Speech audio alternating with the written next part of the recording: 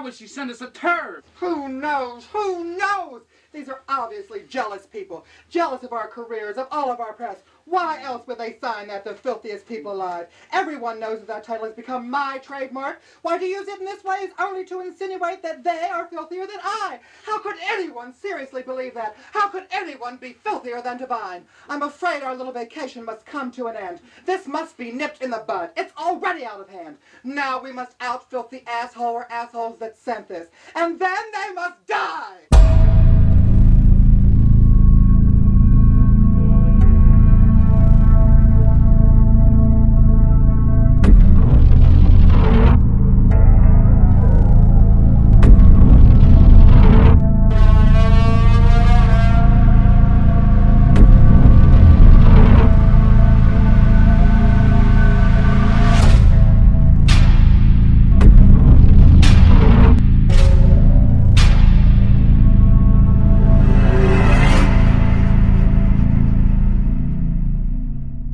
Hey guys, welcome back to the Blood and Black Rum podcast. I'm Ryan from coldsploitation.com, and I'm joined with my co-host Mark. How's it going? We're doing well, and we're celebrating our Pride Month in June. I don't think we've ever done a Pride Month celebration before. We've done Pride beers. Pride beers, yep. I think we had like a Sloop Pride beer on here one time, but we haven't done like a specific film to celebrate Pride Month, and that's, you know what? I love the gays. I think you also love the gays. It's because we don't pander on this channel. It's true. We don't do things like blaxploitation for February or Chase the Marvel. Yeah. We don't pander here. I mean, we should. It helps to pander, I think, a little bit. We don't. Yeah, we're not one of those companies that right when June 1st comes around, we change our Facebook profile picture to be rainbows. The empty, nice empty, rainbow, rainbow capitalism. Exactly. The empty gesture to say, hey, gay people also have money sometimes, so hopefully they're throwing it our way. No, we don't do that, but we should. Make sure when this episode uploads, you add a little pride flag, we did it.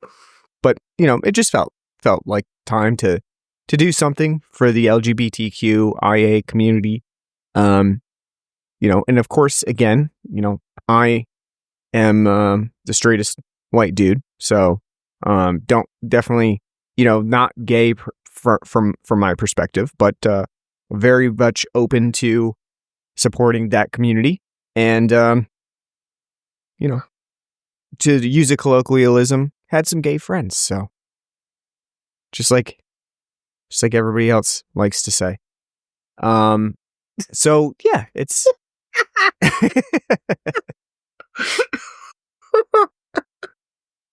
notice though that I didn't end that with a but, right? Like, well, I have gay friends, but yeah, no, it was just a statement. If I have to listen to one more Brandy Carlisle song, yeah, or talk about Subarus. So we decided to do kind of like cult classic sort of idea for our Pride Month, celebration. And it's definitely one that we've never touched anything even tangentially related to this director, for whatever reason. And I'll be honest with you as well. I'm not really well versed in his movies whatsoever. This is my first time experiencing this movie, and I've only seen one other one of his movies, which, spoiler alert for, we haven't actually said the movie title yet, but I've seen Serial Mom. So if you know who directed Serial Mom, then you know that we're talking about John Waters, or as you pointed out, the guy with the fantastic mustache.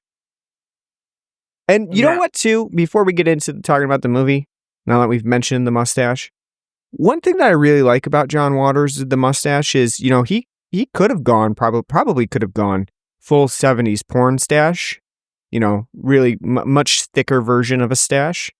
But no, he decided, and what's kind of become a trademark for him, to go with a much thinner stash. Nice pencil stash. Yeah. Very thin and... Probably could have been more outlandish, more overstated, but instead chose, and I think we talked about this off air, but something that probably requires some upkeep. It's not just like let the stash go, trim it every now and then. That probably, to keep a thin mustache like that, definitely takes like time and effort to manage all the time. So definitely applaud the uniqueness of the mustache there. Not everybody goes with a pencil thin one. I'm going to try it. I'm going to give myself a pencil thin mustache. Really, even like John Waters in this movie, he doesn't even show up. He's a narrator, but he's actually not in the movie. And yet the mustache lives on. Even though he's not there, you can see it. So, but we're talking about 1972's Pink Flamingos. Probably one of the most recognizable John Waters films. He's had a number of different films, and a number of films too that were kind of more part of a stream, like the streamlined theatrical type releases. Crybaby being one of them with Johnny Depp. Would definitely be more mainstream than Hairspray. or Hairspray. Definitely more mainstream than something like Pink Flamingos or Female Trouble or Desperate Living. But we decided, it just made sense to do Pink Flamingos because it is one of John Waters' most lasting legacy films, and also just kind of up our wheelhouse of weird stuff, cult films, and also probably one of the more prevalent films that, while it's not technically specifically about like the LGBTQ community, it does kind of tangentially touch on that with its themes and ideas that it explores. So it definitely made sense to do this for our Pride Month celebration. And again, like I said, I've never seen it before. So this was my first experience with Pink Flamingos. Of course, I know about it quite a bit. It's gotten a Criterion Collection release. It's in the Library of Congress. It's a pretty big deal, but I just had never really had an opportunity to watch it. So we rectified that. And I don't know about you. What's your experience with Pink Flamingos? None. I most know John Waters. I know the work, but I mainly know him, as most millennials probably would, from I Love the 80s. Mm-hmm. His little nice quipping barbs and time. Like I actually forgot about that he was, he would just show up here and there on VH1 TV. Yeah, he was on like I Love the 80s and like I Love the 70s and stuff. Yeah, it's great. Him and like Michael Ian Black, but it's I've seen like half of a film of his.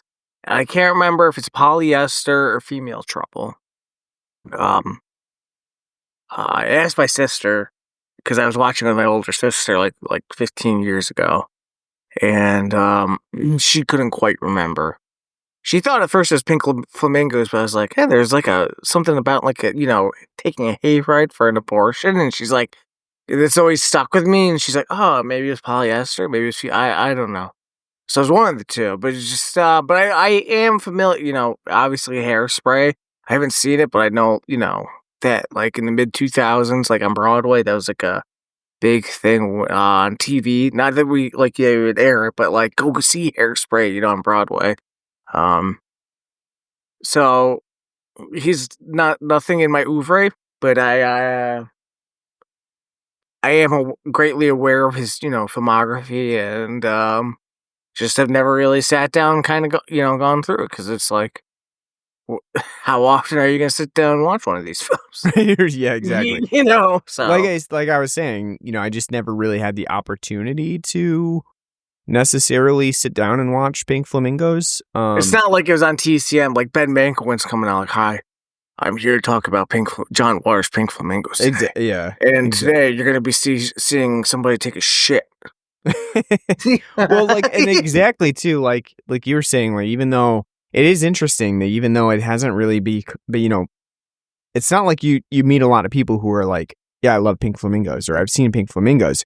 But at the same time, it is pretty well received critically and, with cult film audiences. Like I said, it is in the Library of Congress.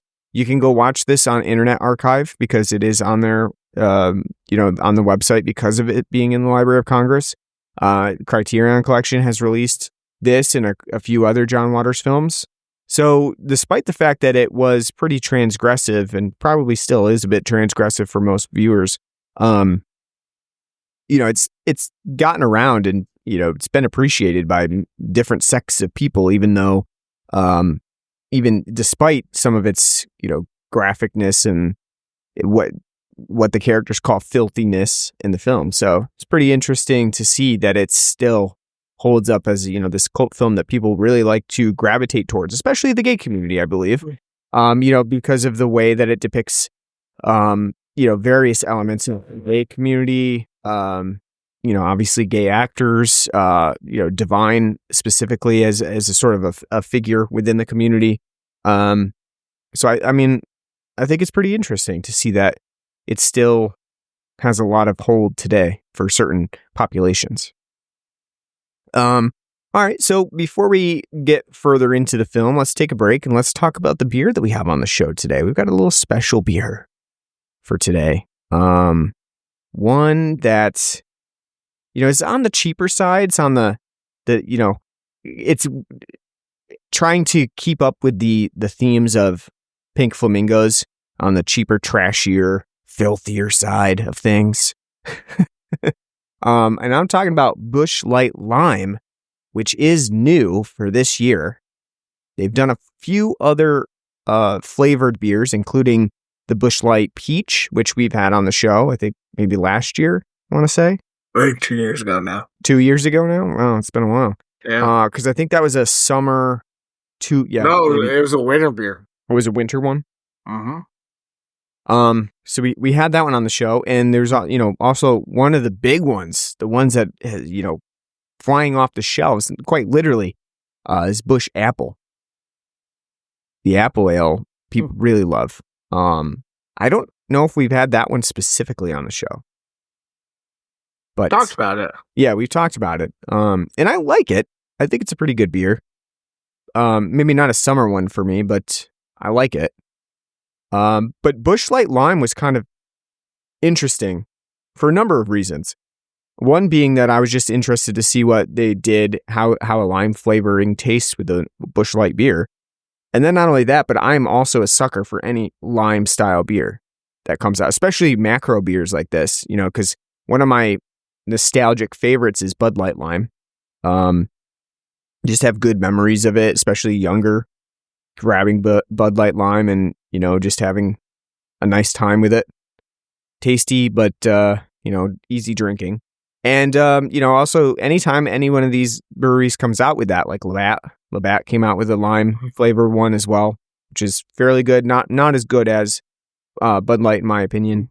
But I love to see it. And so the Busch Light Lime really stuck out to me as something that I felt would be, right at home and, one of my favorite types of beers. So I'll let you go first though, because you're the one that bought it. What do you think about the Busch Light Lime? Surprisingly delicious. I wasn't expecting it to be as good as it is. Mm-hmm. Is it like flavorful and complex as a beer? Fuck no. But it's like it is very, very much so like Bud Light Lime, but it's not as, the body is a lot more watery. Mm-hmm. But you still get that nice lime, nice refreshing summer taste. It's very easy to drink. Goes down damn easy. Pleasantly surprised by it. I like, just like you, I do love me a nice lime beer, especially in this summer heat, which we're not experiencing right now, but it's damn good. I could easily buy a 30-pack of this. It does the job. Is it better than Bud Light Lime? I'm kind of betwixt and between because I do like Bud Light Lime, but it does get really sugary and really like overloaded on the candiness. Here with the lighter body and the more wateriness to it makes it a lot more palatable in the long run of drinking them. But they're both, very good. And I would totally recommend this to anybody. This is a great, session beer. So kudos to them. Why the hell it took Busch, granted, they're owned by Anheuser-Busch, same company, but still, why it takes so long to make a cheap version of, Bud Light Lime? Don't know. But it's damn good. So I would say totally check this out. Drink it. It's great. Yeah, I would agree. I think this is a really solid beer. Pleasantly surprised that it did come out as well as it did. Again, I would kind of like to take Bud Light Lime and Busch Light Lime and just kind of drink them back to back and see where the differences lie, because I do feel like they are very, very similar. I think, like you said, I literally think it's just body. It's one's more watery than the other one. Could be. And because when you drink, well, at least when I'm drinking it, it does taste exactly like Bud Light Lime, but it's waterier and not as sugary. It doesn't have as a overly, diabetic, sugary taste, sure, candy taste to it. So, yeah, but other than that, I think it's really good. I would definitely 100% go out and find some more of this. And apparently, from what we're getting from the places around us, it's going to be difficult to find this beer in, any kind of bulk, because apparently even their stock of it was very low. So they only grabbed a few cases of it. So just keep that in mind if you're looking for it. I don't know how much is actually being made of this right now. Probably if it sells out, which I'm sure it will, they'll start making more in the future. I think Apple has been a similar scenario where people were buying it off the shelves, in literal bulk, buying cases and cases of it. And so they've had to make more over time. And it's always kind of difficult to find. But, I could definitely see myself grabbing a 30-pack of this lime and, enjoying it through the summer season. It's very good. And, I would definitely recommend it. I don't know what the price point is at this point for the 30-pack. But I would say it's got to be rivaling anything that you can get Bud Light Lime for. So with that said, if you are a big fan of Bud Light Lime or any of those lime adjunct beers, this is a really good one for your at your price point. I think it would be, worth it to go out and grab this. Very surprising. What do you think? Out of the apple, peach, and lime that you've had, which one's your favorite? Oh, lime. It's definitely the lime. I think that's for me too, but I'm also kind of partial to lime. So I agree. No, I totally agree. I'm already biased. I just find it funny because the Busch apple's big in our area of upstate really New York. Is, yeah. And where I bought this, Busch Light lime back, the guy was saying a lot of people who love the Busch apple, it's why lime? That sounds disgusting. And it's what do you mean that sounds disgusting? You drink Busch apple, for fuck's sake. Apparently that's the New York stereotype, is that we just, we love our apples over here. We're the big apple for a reason. We like Red Delicious. No one does. Yeah. No one does. But because as you've been saying before, it's Busch apple gets released in the heat of the summer, and it's why? Just release it in the fall where it belongs, You're going, when you go into the apple orchard in the fall, don't be doing that. Right. I know. I agree with that. Lime, though, perfect time. Summer, perfect time to release it. So. That's why we released in the winter. To get you guys ready. Gotta get like a winter berry coming out in the winter. So on to John Waters, 1972. Yeah. John Waters, Pink Flamingos. Pink Flamingos. What do you think about the title, Pink Flamingos? As we get into this. Lovely. You like that? Signifies nothing. Well, the film starts out with showing the trailer with the pink flamingos in the front, and sort of, I think it's the spectacle of it, right? The idea that these pink flamingos that you put on your property, sort of like our Gaudy and trashy and you know who else love pink flamingos? people from the floor. That's true, but no, my mom loved Pink Flamingos. Not the movie, of course. My mom, I can't see my mom watching this movie ever. She's dead, but she would drop dead if she had to watch I can just imagine, like, whoa, Yeah, definitely cannot see my mom watching this movie. But yes, she did love her flamingos. The film is like just such a unabashedly brilliant satire of like just like gaudy, trashy, just greatness. Like it's I don't mean this disparagingly, but does it have any connection to your life at all? White trash? Yes. Like Like I said, I don't mean this disparagingly, just pointing out a connection. But kind of, I say. I mean, I could see it a little bit, obviously not to the extent of what occurs in Pink. I mean, I'm thinking maybe, but, again, I feel like this movie, despite the fact that, again, like it is very transgressive and steeped in LGBTQ culture, it does have some, I don't know, some relation to just like other people's like white trailer trash too, that you can kind of relate to. I think too a lot of like the and don't quote me because it's not like I'm like any of either one of us are the curators of queer culture. Yeah, but I feel like a lot of it's not even.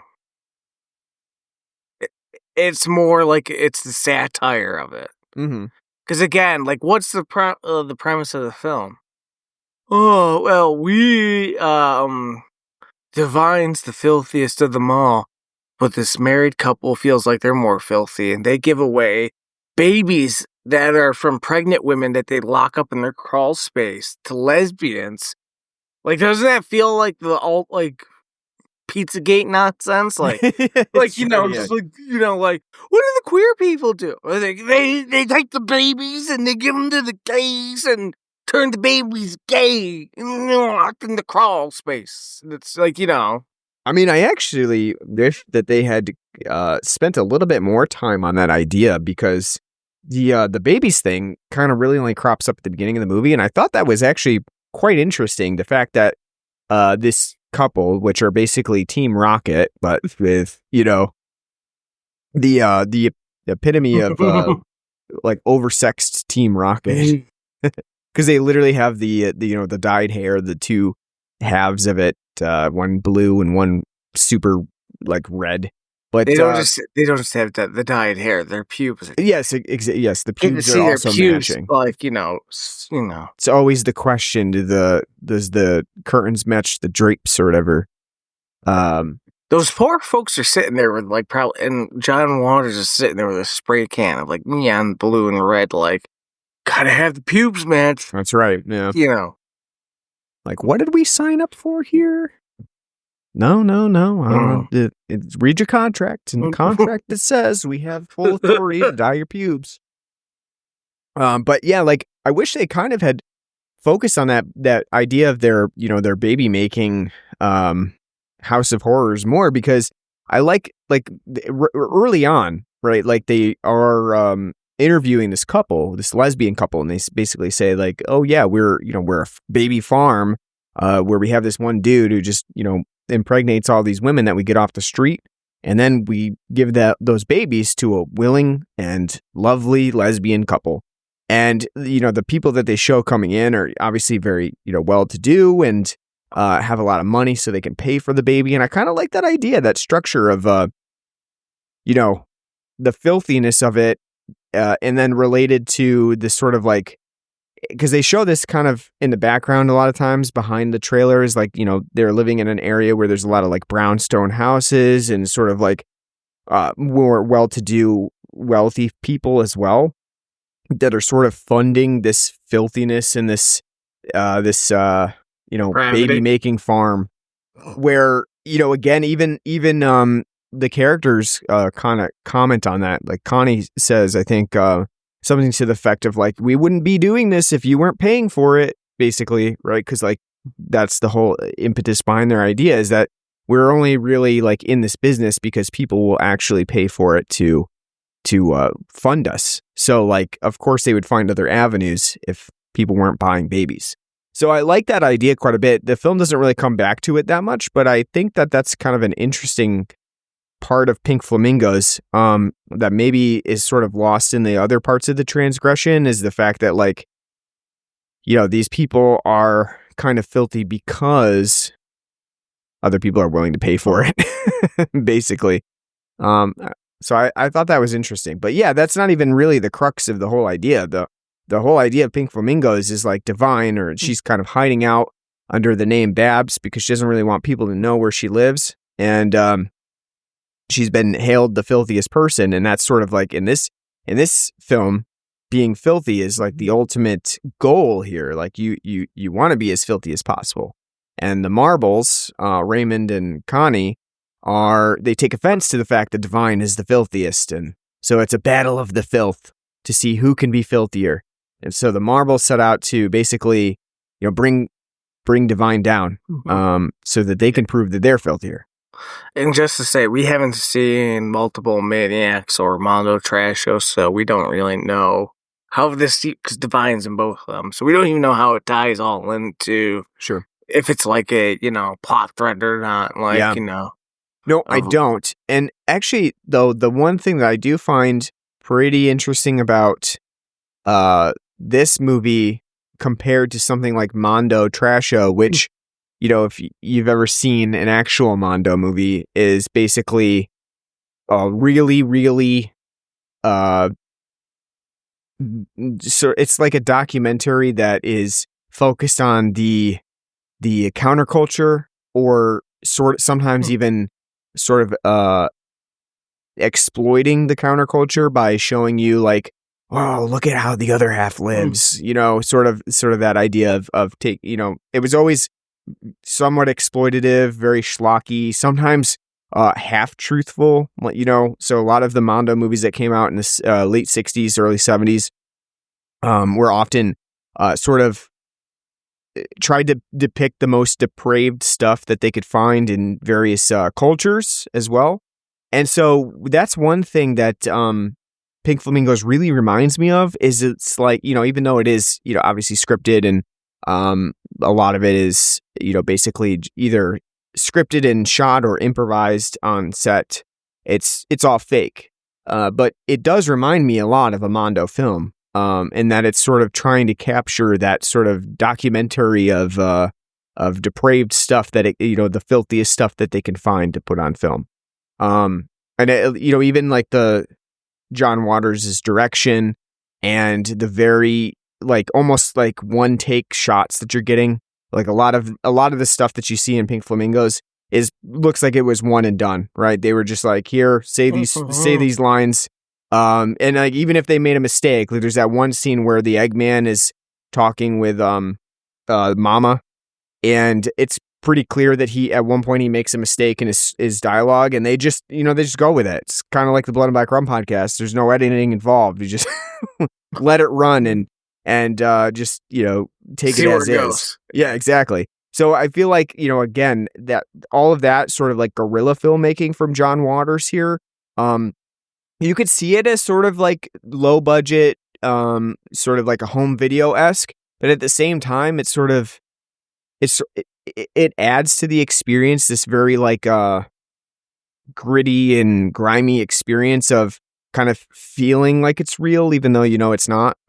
I don't know. Do you agree with that, or? Yeah, no, it definitely makes it, the Mondo style definitely makes it feel more visceral, real, and like it's like a documentary, like a well, as you said, not even a documentary, home video. Like it does kind of have a home video like shtick to it that makes it like before home videos were a thing of like just this very visceral, and not just that, like very auteur style, Sure. like very like distinctive in what John Waters is trying to do. Nothing from this film, you can say like anyone's trying to replicate.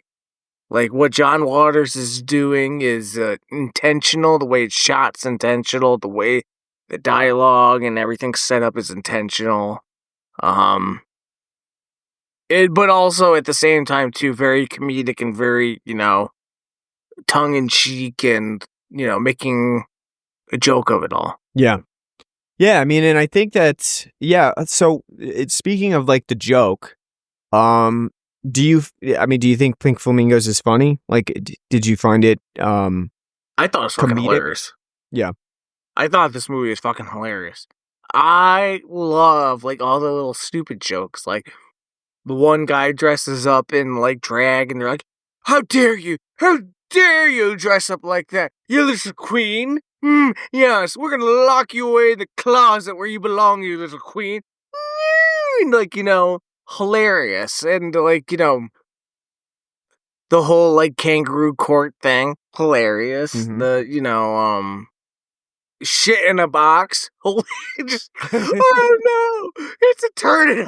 Mama, what's that? It's a turd. Like, it's just really hilarious. And, like, again, like a lot of the stuff in this film, this is like 50 years out, so like God bless us, for being so moved forward. But like the whole idea, like, oh, the cops show up, what's going on? And then they just beat the cops to death and start eating them, and they have these Flint style bones, and they're chewing like it's hilarious, like it's totally tongue in cheek. Hilarious. And again, because I wasn't there as a queer person, and I'm not so up on like the history, but it feels very much like, again, like shit you probably would have heard, because we hear the same stuff today, like, oh, all those gay people sucking blood or whatever, like, Pizzagate or whatever. It's the same kind of shit of like, yes, kids who think like, they're cats. Yeah, like, using a litter box in the kitchen, in the classroom. I had to explain to somebody the other day where they're like, like the whole, like, litter box in the school thing, that's because they was like, if you have to, like, during a school shooting, and they, like, you gotta piss in a, and they're like, what? That's not real. And I'm like, you think a cat pissing in a box is real, but the whole school shooting thing and having a cat box so you can take a piss, because who knows how long you're gonna be in lockdown. I saw something, go ahead, sorry. No, you go ahead, sorry. I was just going to say, I saw something mentioned online. Somebody just basically said Pink Flamingos is like a horror movie for conservatives, of just like...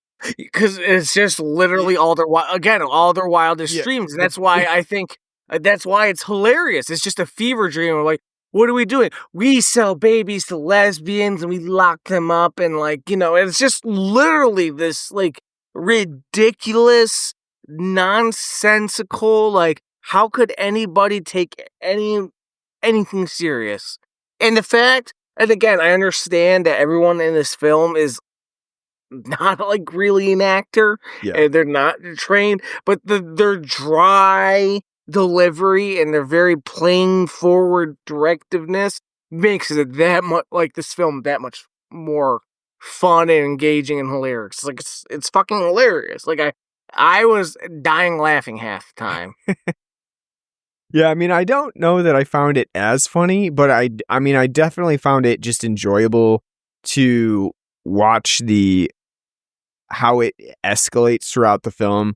One of the scenes that really stands out too is like the whole chicken sex scene, of them having, basically Crackers brings a woman home, and then he forces them to have sex with have sex while at the same time having a chicken basically peck her throughout the whole scene.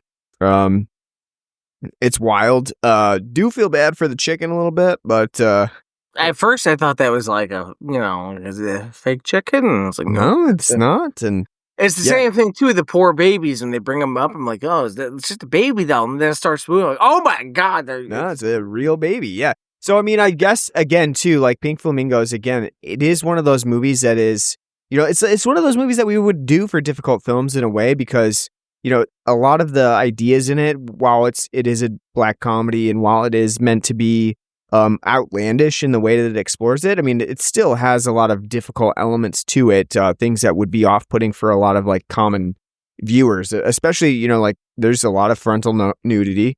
Of course we'd be remiss without pointing out how much of a bush Divine has, because it gets shown a couple times, especially when she shoves that like big old steak of raw meat through between her legs. Also, I forgot to talk about how, on a scale of 0 to 10, how upset were you how burnt she made that steak over the fire there? I mean, it's forgivable. It's the 70s. I don't know, man. That was so well done. No, I agree. Charred but, done. No, I agree, but it like they didn't know any better. Like it's right after the war. That's all that's all they know is like, well done is for eating, raw is for the eye after a bully beats you up, like. For me, the biggest transgression in this movie is the overcooking of the steak. It's just unforgivable. It's not the jizzing in the syringe and no, that was fine. I'm okay with that. It's the overcooking of the steak. Horrible. Those scenes, though, are hilarious at the same time, not in the way that they're intended, because it's, again, like, the sexual brutality, but you got the one lady that, like, you're gonna jack off into that, you pig. He's like, shut up, bitch, I'm trying to get off. And, like, it's just like, because it's just ridiculous, but it's hilarious. How do you, I mean, the same thing is like when Raymond shows up and he's basically playing like a flasher he's got like a that's his second job is like what a waste to kill Bassa and like hot dogs and stuff, tying him to his like 4-inch cock, and he's like, oh, give me your money, and they're like, I know. Though props to the film and the whole like later on when he tries it again, it's trans woman and like, no, take a look at this. Actually, it's basically Lauren Boebert's ex-husband there showing up everywhere, flashing his dick around.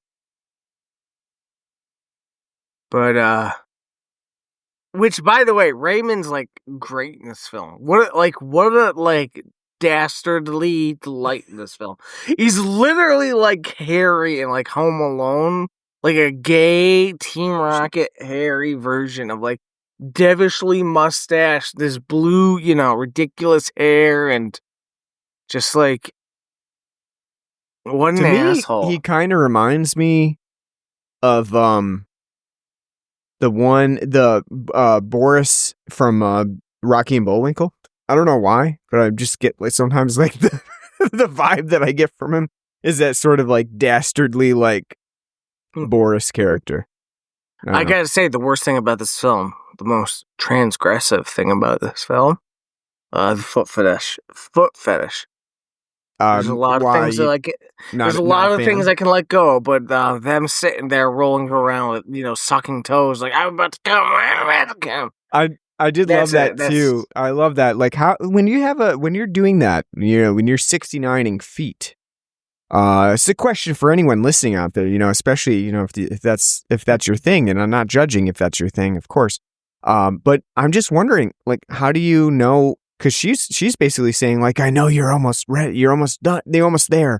How do you know? From the feet? Is there like a? The best part about that whole thing too is when they're done, they're on the phone. She puts on like the man underwear. And he puts on the one. Yes. I was like laughing, like that's fucking hilarious. I like that too. That's a nice little detail. I know it's a nice little touch, and it's great. How do you feel about so one thing that I really liked, especially like with the birthday party that they hold for Divine, is the fact that like they get so many extras in here and they all look like they're having a really good time.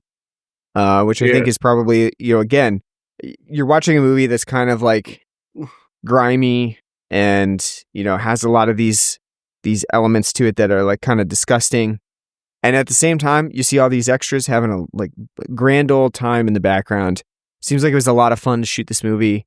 Everybody was sort of game for the roles that they were doing. Again, there's probably a lot more people that are much more knowledgeable about John Waters movies and Pink Flamingos specifically in the shooting and everything than I am. But just looking at the way that the film was shot and the extras and everything, it looks like, they just had basically a bunch of people that John Waters was friends with in the community show up and then just, gave them these roles and said, "Hey, you cool with doing this?" And they're like, "Yeah, sure. Let's do it." And they just made the movie. And that's basically Pink Flamingos. And I think that's pretty cool. You don't get that much anymore. Interesting way to shoot a movie. And I think that it shows in the end product of, people who were just game to make a movie like this and, kind of in on the joke. What do you think about the whole birthday party though? The scene where they, obviously they get like strippers and they, there's a whole scene where a guy basically puts on an anal gape show. It's fine. It's I didn't think much of it. I can see how in the 70s that'd be, Yeah. And I mean, I think too, part of the thing, so there's always that sort of fine line with movies like this where there's like, is it there for a point or is it there for just like extremity for the sake of it? Mm-hmm. Where do you think Pink Flamingos falls? Is it too much of like a gross out shock comedy, or does it make a point with how it's what it's showing? It's definitely both. It's definitely like shock for the sake of shock, but it does have a point. Mm-hmm.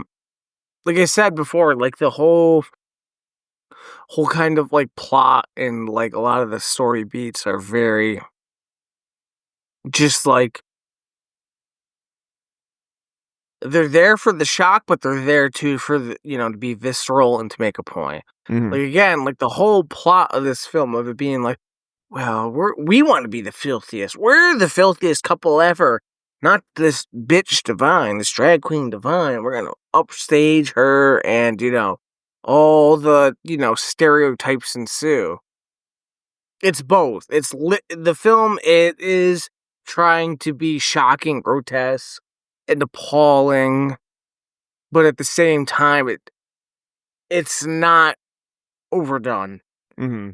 Like I don't think it like ever goes past the line to where it's like that was too far.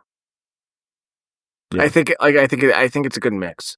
Yeah, no, I think that's true. What do you think? I guess one thing that I'm curious about at the end of the movie, again, this film it kind of revels in the filthiness, right? So like that's the whole idea, is that everybody loves the filthiness. And at the end of the movie, they stage the execution and actually invite the media to take pictures and portray it in the media.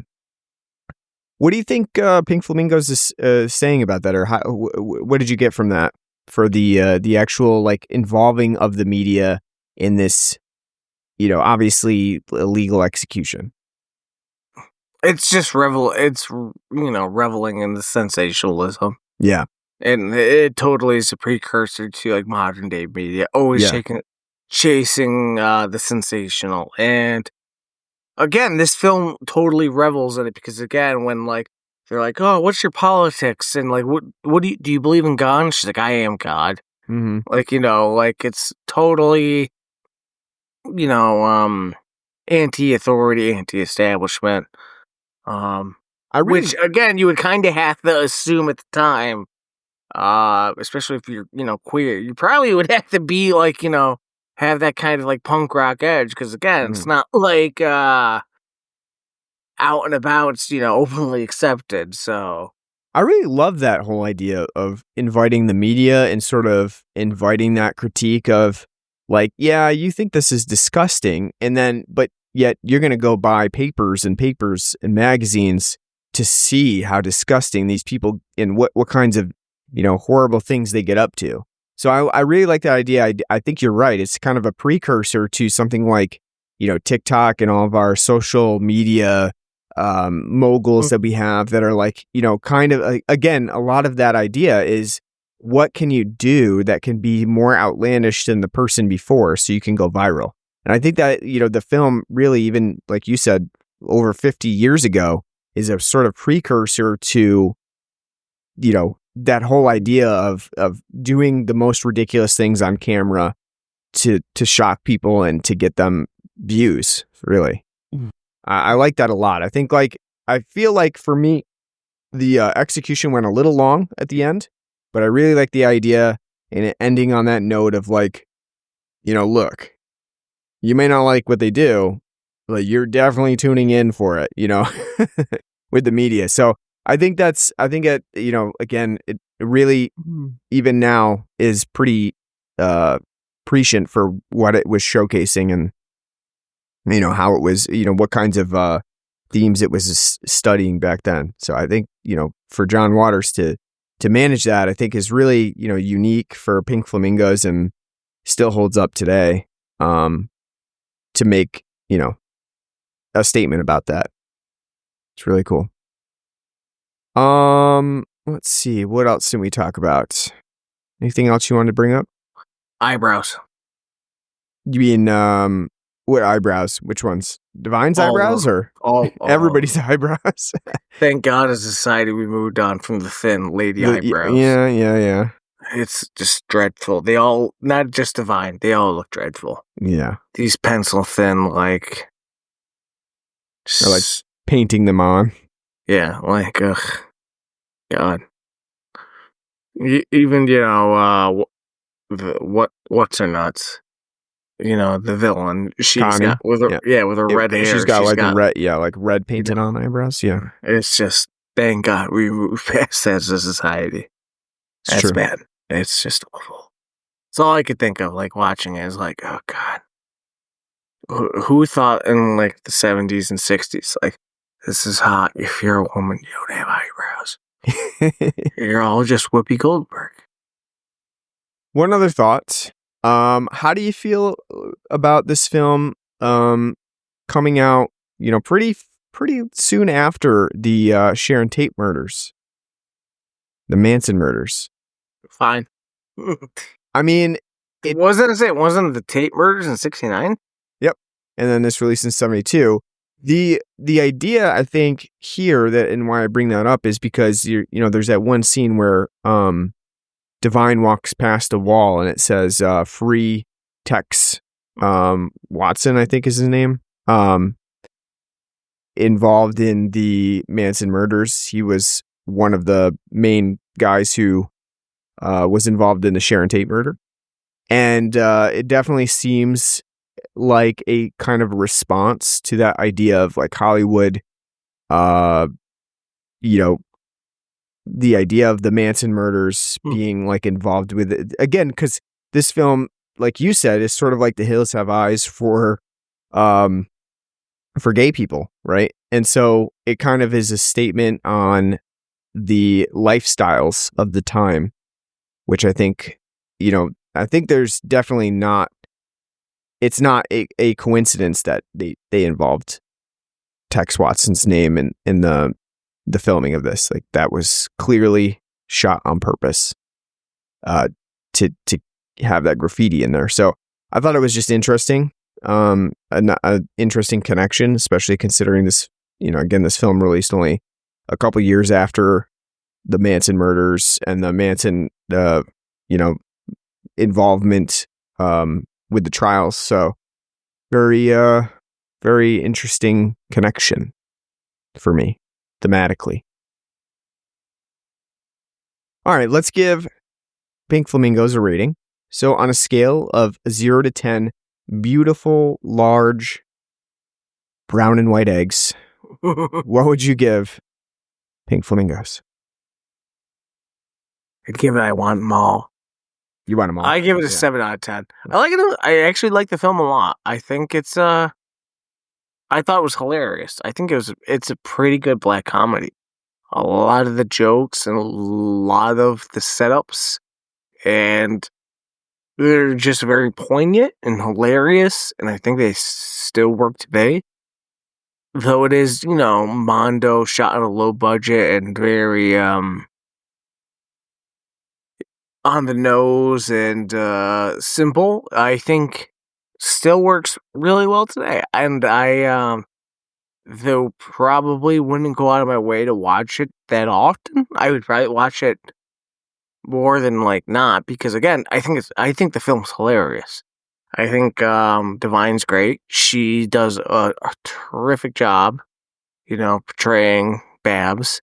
I think the people, and I'm sorry for not, looking it up, the people who play Raymond and, the Marbles, hilarious, and they're, really fun and great and really ingratiated. There's a lot of, scatological and,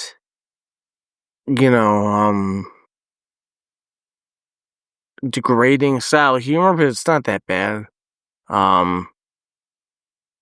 Like I said, I like the film a lot, and I was pretty pleasantly surprised by that. How hilarious I thought the film was, and I would totally recommend it. I don't think people would go out of their way to watch it, but I think it's a perfect encapsulation of John Waters' style, and it makes me want to watch more of his films. So I'd give it a 7 out of 10. I liked it a lot, and I was pleasantly surprised. So I'm going to agree. I would give it about a 7 out of 10. I think it's a very interesting movie. I wouldn't say that, I was completely engaged with it all the time, but I think that it does a pretty good job of, being a sort of a dark comedy, with a lot of transgressive elements to it that make it stand out, especially, make it an ally for the LGBTQ community. You can definitely see that, whether, even though it doesn't necessarily actually involve a lot of gay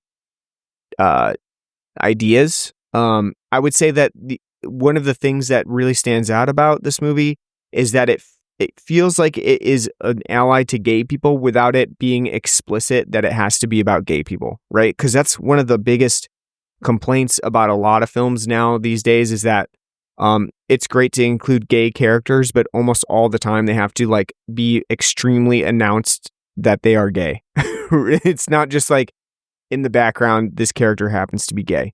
It's we have to draw attention to it 15 times. And I think that this film is one of those examples of a film that can showcase gay elements to it without having to explicitly draw a connection there. So I like that a lot. I think that John Waters does a great job in this sort of guerrilla style filmmaking, trying to recreate sort of a Mondo idea to it, while also being outlandishly ridiculous about how, this side of the people live, purposefully drawing attention to the fact that it's just ridiculous. And, of course, you're here for seeing Divine eat an actual piece of dog shit at the end of the movie, right? But you also are stick with it throughout when you see all this full frontal nudity, tons of penises, tons of nude women being raped by chickens. It's just a great time, you don't get a lot of opportunity to say that.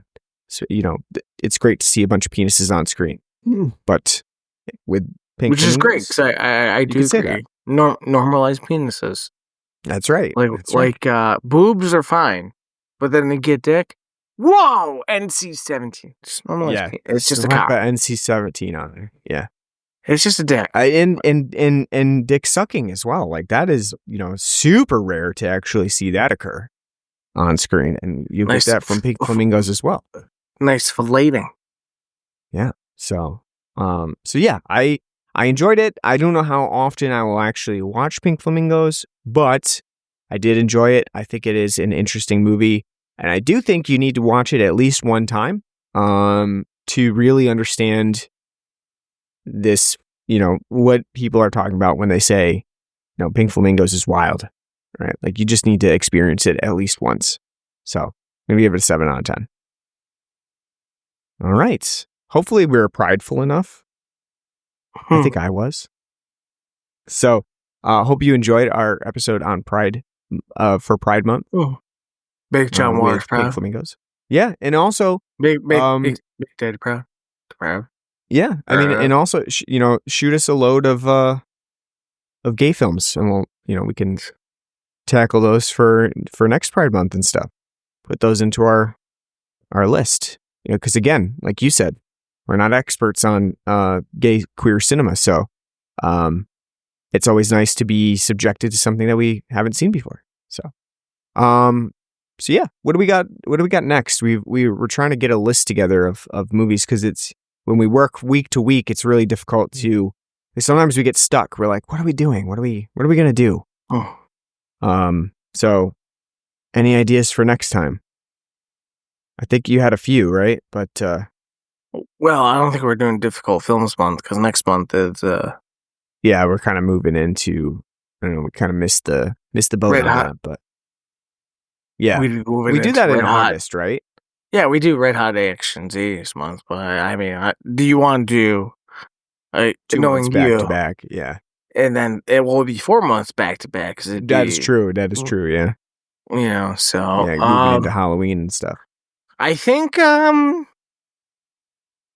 before we go into Red Hot Action 80s month, well, Red Hot Action month now, pick a nice, lovely little giallo horror to go into.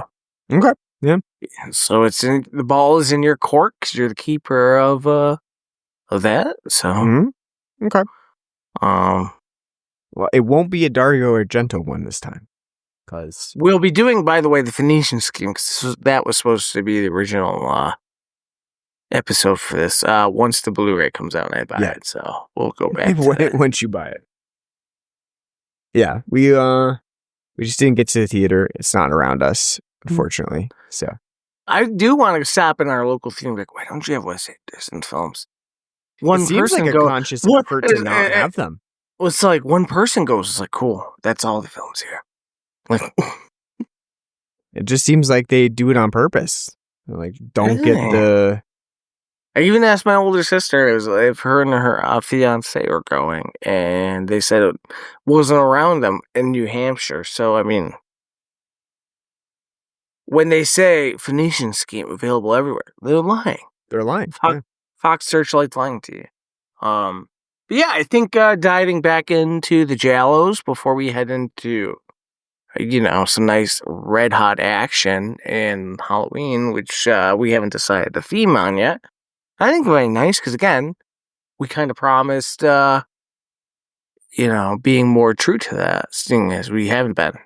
Sure. Yeah, we can do. Got any ideas? Yeah, I mean, I talked about it before, but Short Night of Glass Dolls is one. Torso. Opera. Let's see. I mean, there's a bunch of different ones that we could do. All the Colors of the Dark. I don't know. So we'll talk about it, see what we want to do. I think you want to do Suspiria again. Suspiria again, yeah. I want to hear Tom York yodel. Oh yeah, you mean the remake Suspiria? Yeah, no. If Not if just there any was Suspiria, the remake. No. If I had to rewatch Suspiria, I'd rewatch the Tom York one. Or do we do excuse me. Do we do instead of giallo, do we do a creamy film, which is basically a giallo but based off of the German novels of that era? Like Knife of Ice. It's up to you. Creamy it's up tend to you what be you want. much more standard murder mysteries. No, they don't involve the horror element as much as giallos do. So we're doing Polizia again. They're a little different still, but yes. It's up to you. Surprise us. Surprise us with what to do. We'll figure it out. Which, by the way, are we doing 90s again for Action Month? Or are we I moving think to so. the I think we'll do 2000s? 90s. I think we haven't exhausted the 90s for the actions yet. I don't know. I feel pretty exhausted after Conjuring. Well, we need to do Under Siege too. And Speed 2. Yeah. I don't know if we'll do that again. I don't know if we want to just do the sequels for the next one, but No, God, no. we'll pick something else. But yeah, I think we'll stick to the 90s for right now. Yeah, I have a lot of ideas. Oh, okay. All right, good. But Cool. Roll into the preamble. No, preamble. The outro. Thank you, Coda. So, if you want to hear all of that stuff that we just listed there, make sure you come back, subscribe on any podcast app that you use. We're on pretty much everything. You can get to us on Spotify, Apple Podcasts, whatever you use, we're on it. So subscribe, leave us a nice review. That always helps us out. We're on Facebook and Blue Sky. You can search for us on there, Blood and Black Rum Podcast. Like and follow us. We have an email address at bloodandblackrumpodcast@gmail.com, where you can write to us, let us know what you like, what you don't like, what movies you want us to watch, and we'll take that into consideration. And you can also donate to us on our Patreon or Spotify pages. Anything you donate goes back towards beer, so we appreciate that in advance. Hope you enjoyed our episode on John Waters' Pink Flamingos, and we hope to see you next time for another episode. Until then. Take care.